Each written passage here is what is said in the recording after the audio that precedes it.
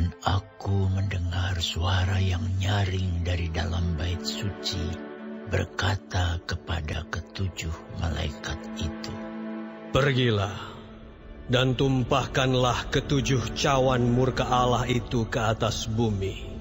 Maka pergilah malaikat yang pertama, dan ia menumpahkan cawannya ke atas bumi. Maka timbullah bisul yang jahat dan yang berbahaya pada semua orang yang memakai tanda dari binatang itu dan yang menyembah patungnya. Dan malaikat yang kedua menumpahkan cawannya ke atas laut. Maka airnya menjadi darah, seperti darah orang mati, dan matilah segala yang bernyawa yang hidup di dalam laut. Dan malaikat yang ketiga menumpahkan cawannya atas sungai-sungai dan mata-mata air, dan semuanya menjadi darah. Dan aku mendengar malaikat yang berkuasa atas air itu berkata, "Adil Engkau yang ada dan yang sudah ada, Engkau yang kudus, yang telah menjatuhkan hukuman ini.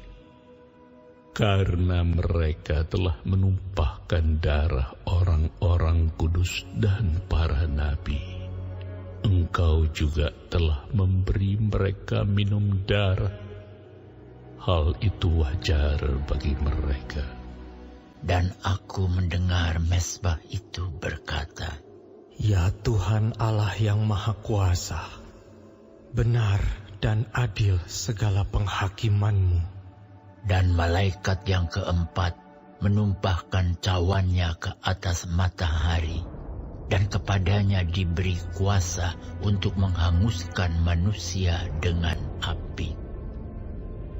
Dan manusia dihanguskan oleh panas api yang dahsyat, dan mereka menghujat nama Allah yang berkuasa atas malapetaka-malapetaka itu, dan mereka tidak bertobat untuk memuliakan Dia.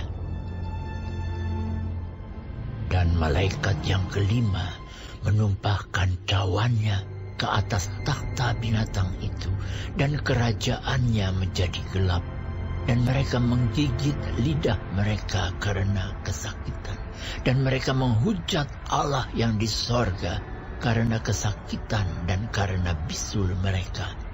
Tetapi mereka tidak bertobat dari perbuatan-perbuatan mereka. Dan malaikat yang keenam menumpahkan cawannya ke atas sungai yang besar, sungai Efrat. Lalu keringlah airnya, supaya siaplah jalan bagi raja-raja yang datang dari sebelah timur. Dan aku melihat dari mulut naga, dan dari mulut binatang, dan dari mulut nabi palsu itu keluar 3 roh najis yang menyerupai katak.